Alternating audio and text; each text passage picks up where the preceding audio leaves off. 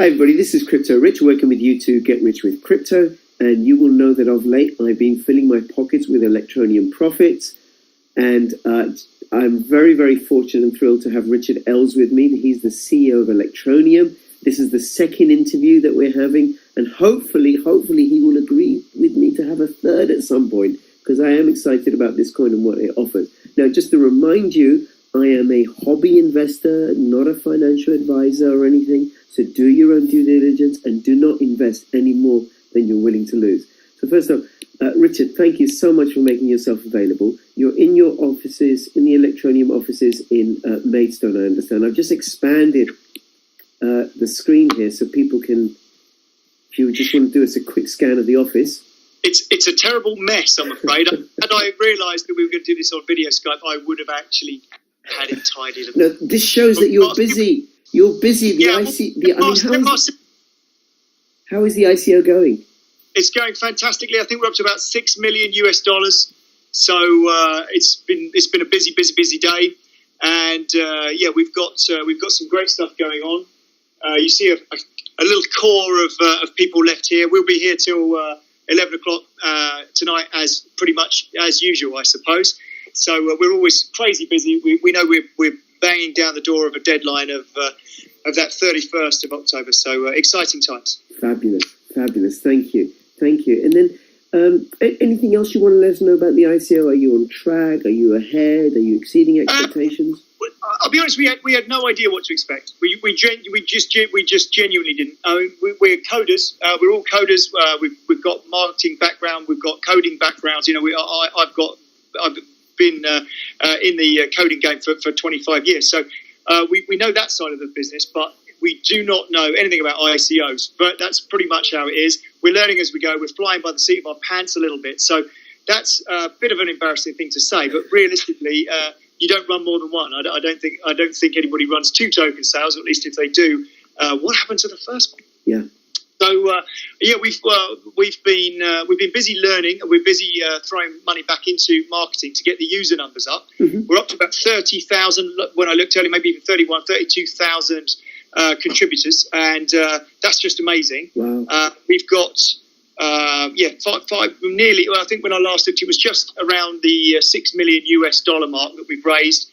And we likely will have a spike tomorrow night as we come out of the 30% bonus period. Yes. So, jolly excited by the whole thing. We've got enough money now that we can definitely make this a really, really exciting launch. We're translating it. In fact, the guys are working on translation files for the app as we speak. So we have the game in development. I don't know whether I can get somebody to. Can you pull anything up there? I'll turn the camera around and you can see some of the sneak preview perhaps of what's going on. Mm-hmm. Let's have a look see what we've got. So the whole concept is, this you won't. Can you move really, a bit closer?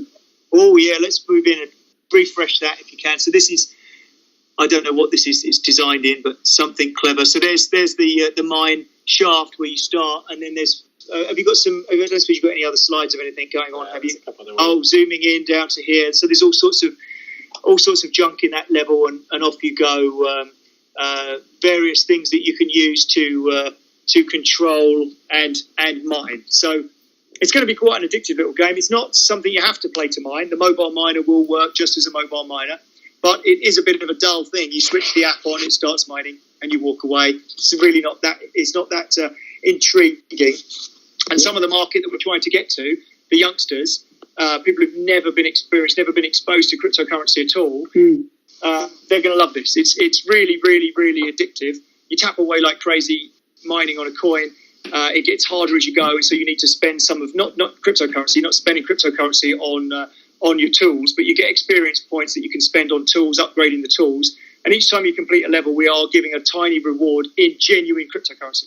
So these people who are playing the game are getting paid a reward for playing the game in Electroneum. So it's going to be a real viral marketing tool to take this out to a massive audience. So we're very excited. I just thought, because people will get paid money that they can then trade and use and spend. Yeah, it's not going to be a fortune. So, People are not going to go out and buy a Ferrari based on their earnings from a game. Or But even one Bitcoin. maybe a few pence, maybe $1. You know, it's going to be something that's an appreciable amount. And I think the important point from our perspective is that anybody who was given, in fact, funnily enough, one of the chaps that's here, he dug out an old Bitcoin account where he completed a survey a year ago, maybe a couple of years ago. He completed a survey and he remembered he'd been paid some Bitcoin. Couldn't remember what it was. He's just dug it out today, transferred it across. It's $56 worth of Bitcoin. Now, when he was given that, when he completed the survey, it was $6 worth or something along those lines. So he's had a tenfold increase for just sitting on it. So the reality of it is, had he had that survey done in 2009, 2010, and he was paid in Bitcoin at a few dollars, then you can imagine where he'd be now. So all these people that have the app and have the game, and they might only have 50 cents worth of Electroneum. They may have $1 worth, but whatever it is that they've got, they're going to sit on it. You're not going to delete that. You'd be a crazy fool to delete cryptocurrency, right? So It keeps our app very current, and no one's going to want to delete it. They're all going to want to engage. And from our perspective, that means that we have the exchanges are all going to be very keen to work with us, because what they want is user numbers. They make their money from people transacting. So we're aiming to get to 75,000 contributors by the end of the ICO token zone. So we're hoping that 75,000 people is a great place to start for launching the viral app, and also a place to start when we're talking to these exchanges. In fact, we've already got a couple of exchanges lined up, but they're all going to want to deal with us once we get up to the hundreds of thousands or millions of users. But we're intriguing on day one. Right, very good, very good. Thank you for that. Thank you. And I haven't told you this, but my son, he's 13 years old. 2 years ago, he bought, at my advice, 8 Ethereum tokens. Okay. So he's done really nicely. Absolutely right. So it's that point where you just hold on to it. What did he pay for those, if you don't mind me asking? About $3 each. Yeah, fantastic. Yeah, it's fantastic. The only thing we all have, I have it, you have it, everybody I know has it, 2020 hindsight. Yeah. Wouldn't we have all bought? Ah, you've frozen. You have frozen. Do you want to take your video off?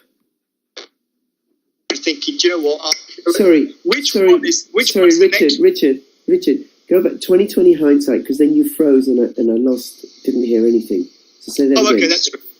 So 2020 hindsight, we all look back and say, "Why, my goodness, shouldn't we have bought 1,000 Bitcoin back then when it was $2, or even shouldn't we have bought 1,000 Bitcoin at $40?" I remember thinking at $40, my goodness, the thing's gone crazy at $40. Yeah. When it went to $400, I was smacking myself on the head, going, "Oh, I've missed the boat, totally missed it." And now here we sit at $4,400, thinking, "Oh, is it still time to buy?" And I think Bitcoin's still got massive legs. I still recommend people hold Bitcoin, because everything else trades in Bitcoin. Absolutely. When you look at exchanges, you very often find that Bitcoin's the most popular pair with anything else. So Bitcoin is still really strong buy in my opinion as well. Yeah, mine too.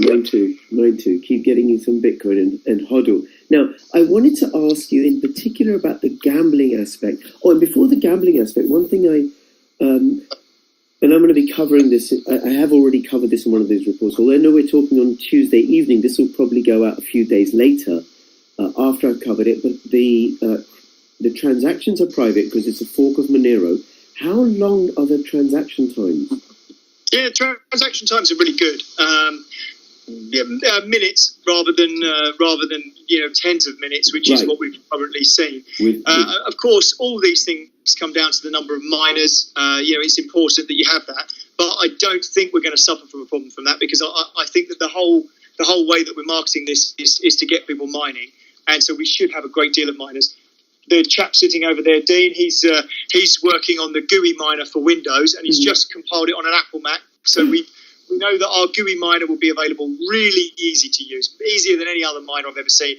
You double click it, you install it, you click mine, and it starts mining your coins on your Mac, on your Linux box sitting there in the background, or on your Windows machine. So we're going to be pushing people into those as well as the mobile people. Yeah, of course, it will need to be kept running because it's not a proof of stake coin. Silly question, right? It's a silly question. Okay. Yeah. Well, the thing is with proof of stake, of course, is that nearly all, at least, the idea of proof of stake is you have to have a fairly substantial amount of it for you to be risking something. thing for proof of stake to work. Yeah. So the problem is we're trying to appeal to a mass market. And of course, these people haven't got anything. They haven't got any money. Half of the people that we're trying to appeal to, more than half probably, have no money. So they're never going to go and buy a Bitcoin. They're never going to go and buy Ethereum at the moment. They might do later, but they're not going to straight away. We're introducing an audience of people that are probably young adults or teens even, that are going to be exposed to cryptocurrency for the first time. So we'll be really good for Bitcoin, we'll be good for Ethereum, we'll be good for Dash, good for Monero. We'll be good for all of them because we'll be introducing new people. But proof of stake wouldn't really work for us. It has to be a mined currency. Right.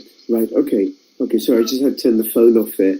I forgot to turn off the landline phone in this room. All right. Something exciting going on. No, tell us about the gambling aspects.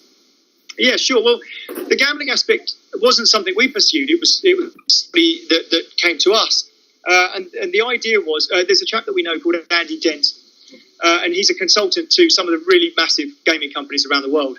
And when I was sitting down with him explaining Electroneum, just because he's a businessman and I wanted to talk to people at the beginning before we even started it, I was explaining what it is, and he just did a merry dance and said, oh my goodness, there is a massive market of hundreds of millions of people that have an Android device and they have no access to a bank account.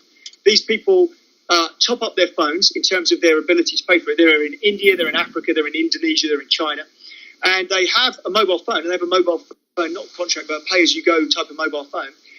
But they don't actually have facilities to get Visa, to get MasterCard. They've got no banking at all. And apparently all of the gaming houses are really keen to find a way to monetize those people. So any micro-payment system that enables them to get some money from those people to game would be really exciting for them.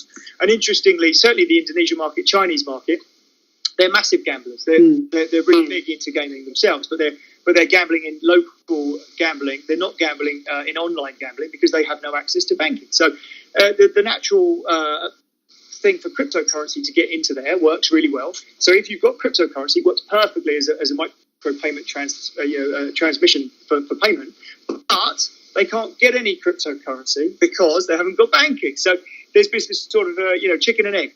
And where we come along is that if you can mine a few coins, if you've got $1 or a couple of dollars in your Electroneum account, and you fancy placing a wager, then you could place a wager for 50 cents or for 70 cents or for $1.50, and all of a sudden that becomes very interesting to a gaming company when they are talking about hundreds of millions of people.